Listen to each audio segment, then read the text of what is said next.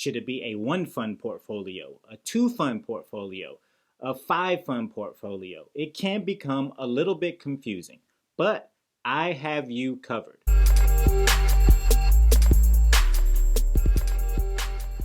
What is up, guys? My name is Trey, and welcome back to the best channel in giving you tips as well as strategies to help you get out of debt, reach financial freedom, and ultimately begin building wealth. So if this sounds like something that you might be interested in, subscribe to this channel as it helps this channel to grow so that I can continue making content just like this one. In addition, smash the like button for the YouTube algorithm. Don't forget to hit the notification bell so that you don't miss any other videos just like this one. 10 years ago, you didn't hear much about index funds, or 15 years ago, but today I find that index funds, ETFs, or investing for that matter, that topic in itself is going through the roof.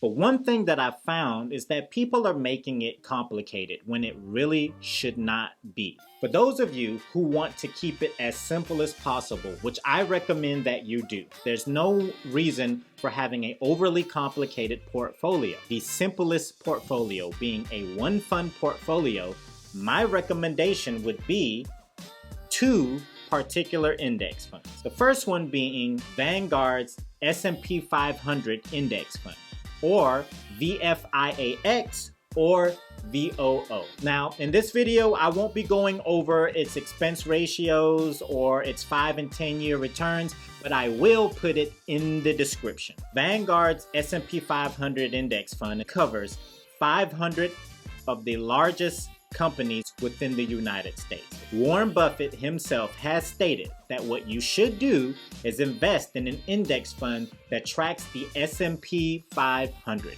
And that's exactly what this is. Now, the downside to only investing in VFIAX or VOO is that in itself, it only gives you saturation through the S&P 500.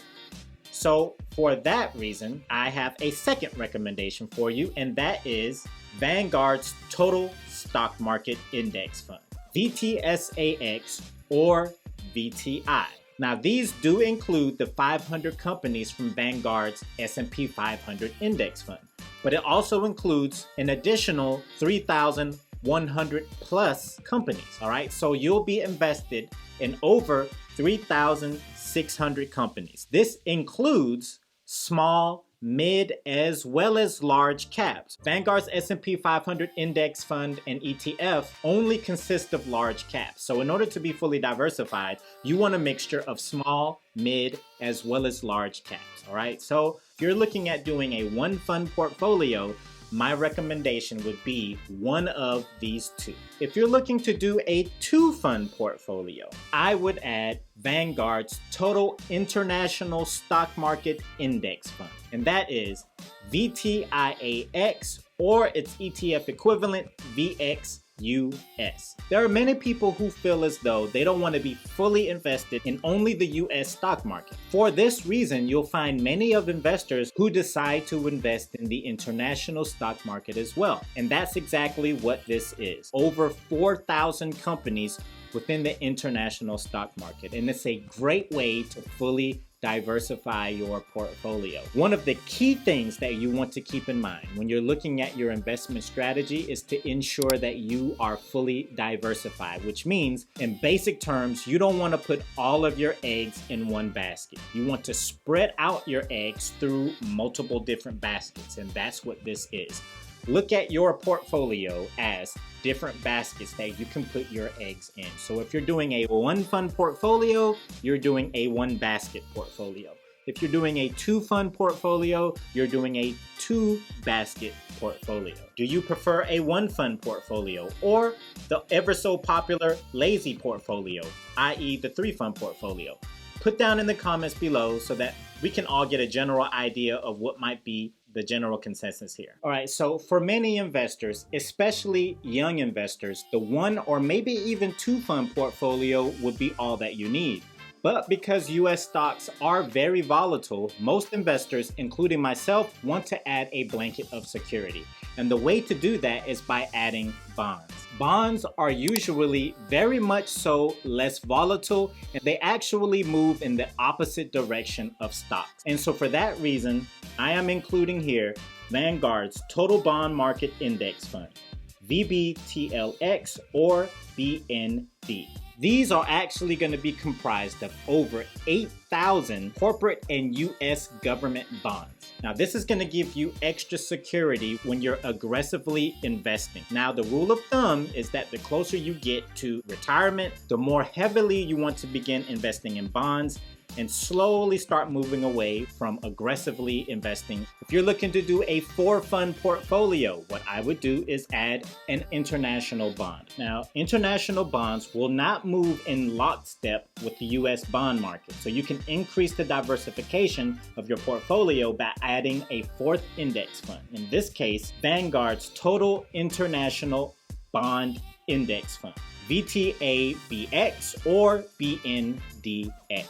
Now, this one contains over 4,000 international bonds, and it includes bonds from foreign governments as well as international corporations. And it also includes bonds from both developed as well as emerging markets, which is very, very important, okay? Now, for those of you who are looking to do a 5-fund portfolio, what I would recommend is getting into the real estate market. With a 4-fund portfolio, you now have exposure to the entire global stock and bond market. If purchased in the correct proportions, you can replicate Vanguard's target retirement funds. Creating your portfolio this way will be cheaper than purchasing the target retirement fund directly from Vanguard. I always say that real estate is a great way to add additional revenue, i.e. passive income.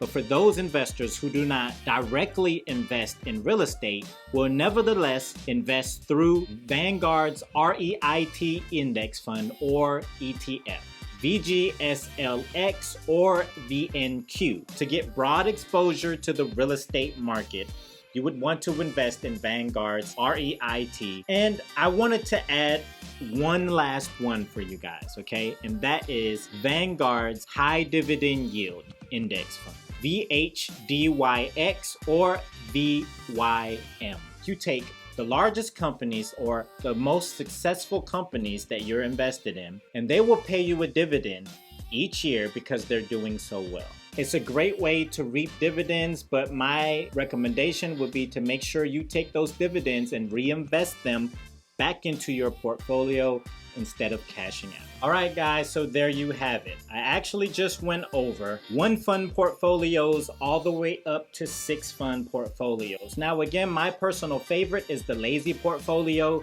which is the 3-fund portfolio, which I would even say is the most popular one. And the reason being is the simpler you can make your investment strategy, the better. The more funds you're invested in, the more you have to check up on them, the more you have to make sure that your asset allocation is correct. So the simpler you can keep your investments, the easier it will be for you. If you found this video to be insightful in any way, subscribe to this channel so that I can continue making content just like this one that's going to ultimately help you reach your financial goals, all right? Additionally, don't forget to smash the like button for the YouTube algorithm. And lastly, hit the notification bell so that you don't miss any other content just like this one.